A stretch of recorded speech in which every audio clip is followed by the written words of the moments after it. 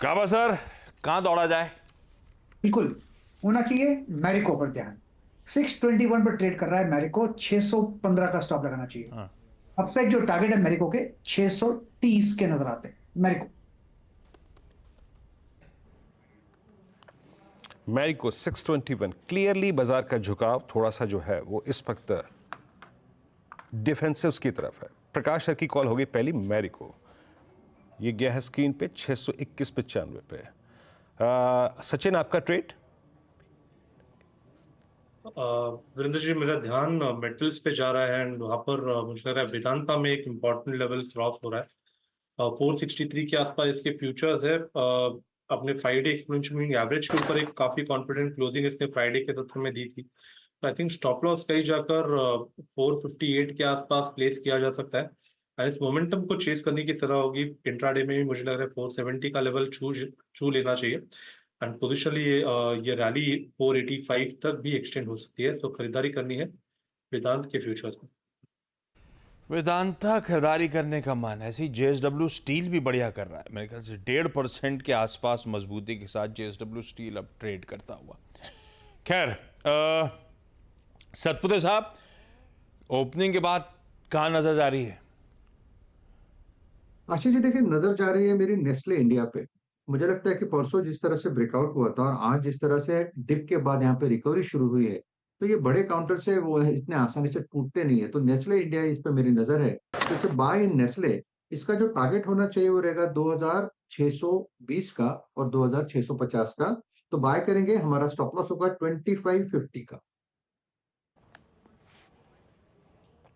Okay, 2574 पे आपका ये बाय हो गया नेस्ले। मानस आपका trade? Excuse me Virendra ji, PVR पे खरीदारी करने की राय रहेगी। पीवीआर ने वी शेप रिकवरी दिखाई है, 200 मूविंग एवरेज को रिगेन कर लिया है। करंट लेवल्स पे पीवीआर में खरीदारी करनी चाहिए। स्टॉप लॉसेस आपके 1549 के नीचे रहेंगे, लेकिन टारगेट 1540 तक के भी हो सकते हैं पीवीआर में। अगर चाहे तो यहाँ पर 1500 वाला कॉल ऑप्शन पीवीआर का वो भी लिया जा सकता है। उसके प्राइस चल रहे हैं 51 रुपीज के आसपास। 51 रुपए पे खरीदिए, 34 रुपए का स्टॉप लॉस लगाइए और 80 रुपए के टारगेट सेट करिए। फाइनली पीवीआर निकल पड़ा। सचिन के रिव्यू का कमाल है ये। 1500 का कॉल भी कह रहे हैं मानस खरीदा जा सकता है। तो पिछले 2 दिनों से जब से वो रिलीजेस के बीच में ठंडा पड़ा हुआ था, आज निकल गया। 4% की मजबूती के साथ पीवीआर इस समय ट्रेड करता हुआ। बहती साहब, इस समय का क्विक सिंगल कहां लिया जाए? आशीष, एल&टी फाइनेंस पे खरीदारी की सलाह रहेगी। स्टॉक वेल प्लेस्ड है अपने ऑल टाइम हाई जो अभी रिसेंट हाइज है उसको निकालने के लिए। तो 180 का स्टॉप लॉस लगाकर खरीदारी की सलाह है। 187 का पहला टारगेट जो कि इसका रिसेंट हाई है, और उसके बाद हमें लगता है कि इसमें 191 तक के भी जोन देखने मिल सकते हैं। तो खरीदारी की सलाह एल&टी फाइनेंस पे। ओके, देखिए अभी हम बात ही कर रहे थे, लास्ट टाइम जब मैंने आईटी पे कमेंट किया था, निफ्टी आईटी उस वक्त 40 पॉइंट ऊपर था, अब 210 अंक ऊपर हो गया है। ये एक कड़ी, और दूसरी कड़ी रिलायंस इंडस्ट्रीज था। स्टैंडर्ड डिस्क्लेमर के साथ रिलायंस अब एक और थ्रस्ट जनरेट करता हुआ। नो ट्रेड कमेंट, याद रखिएगा, सिर्फ मैं इंडेक्स के पर्सपेक्टिव से बोल रहा हूँ। एट 3148 एक clear difference between I think Nifty bank जो क्रिएट कर रहे हैं, वो ये 2 वेरिएबल्स कर रहे हैं इस वक्त। चंदन, गुड मॉर्निंग, आपका ट्रेड आज का? जी देखिए, मेरा फोकस या तो सिलेक्टिव आईटी नेम पे या फिर शिपिंग रिलेटेड नेम पे है। तो मैं शिपिंग पे जीआरएससी पे खरीदारी की सलाह दूंगा, गार्डन रिच, और इन सेक्टर पे लगातार हमारा पॉजिटिव व्यू है। तो जीआरएससी पे खरीदारी की सलाह रहेगी। 2170 का सपोर्ट रहेगा, ऊपर में 2330 के टारगेट के लिए। Garden reach ship builders and engineers, GRSC है चंदन का इस समय का प्रिफर्ड आइडिया। ये सही कह रही थी हर्षदा। फ्राइडे को जस्ट अराउंड क्लोजिंग कई सारी ऐसी डिफेंस रिलेटेड अनाउंसमेंट्स आए थे, तो शायद बाजार पचा भी नहीं पाया होगा। आज फिर से उन जो स्टॉक्स पे आऊंगा मैं, उन सब पे आज हरकत देखने को मिल भी रही है। रचना जी, क्या ऑब्जर्व किया अपना खुलने के बाद प्रिफर्ड आइडिया?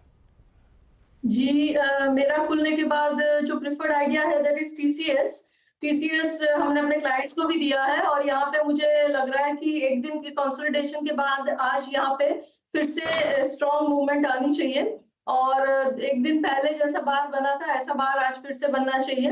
एंड 3945 के करीब है ये फ्यूचर्स जुलाई पे, और मेरे हिसाब से यहाँ पे 4000 का टारगेट बहुत बहुत आसानी से आना चाहिए। 4000 के बाद अगर यहाँ पे 4050 का टारगेट भी बनता है, सेकंड टारगेट, और एसएल होना चाहिए 3900 on closing basis. Okay, TCS futures आपका बाय है। अच्छा, अब मैं कुछ स्पॉटिंग करता हूँ। हॉट स्टॉक्स में मैंने चौथे स्टॉक का जिक्र किया था, ओरेकल फाइनेंशियल्स। ओरेकल फाइनेंशियल्स को जरा एक बार इंट्राडे में लेके आइए। क्या मजबूती पकड़ी इसने निफ्टी आईटी में, आईटी स्पेस में 1.5% ऊपर, और अभी नहीं। I think threshold point जानते हैं इसका क्या है? थ्रेश होल्ड पॉइंट है इसका 10,050। सचिन, आपकी राय, आई मीन 10,050 अगर बाइसेक्ट होता है तो क्या इस फ्लैग का प्रोजेक्शन होगा? क्या 250, 300, 500 रुपए की ट्रेजेक्ट्री खुलेगी इस स्टॉक में? Virendra ji, already I think exhibit हो ही रहा है। इनफैक्ट मुझे लग रहा है जिस तरीके से मोमेंटम मिला है अभी अभी 15 मिनट में, तो लगभग 10,380 के स्विंग्स तो इंट्राडे में ही बनने चाहिए। एंड पोजिशनली भी लग रहा है कि ओवरऑल स्ट्रक्चर काफी शानदार रहा है। एक फ्लैग पैटर्न ब्रेकआउट यहाँ पर 9900 के आसपास जो एग्जिबिट हुआ था, उसके पैटर्न टारगेट लगभग अराउंड 10,540 के आसपास प्लेस्ड है। तो आई थिंक ये दोनों टारगेट्स के लिए अभी भी यहाँ पर मोमेंटम चेस किया जा सकता है।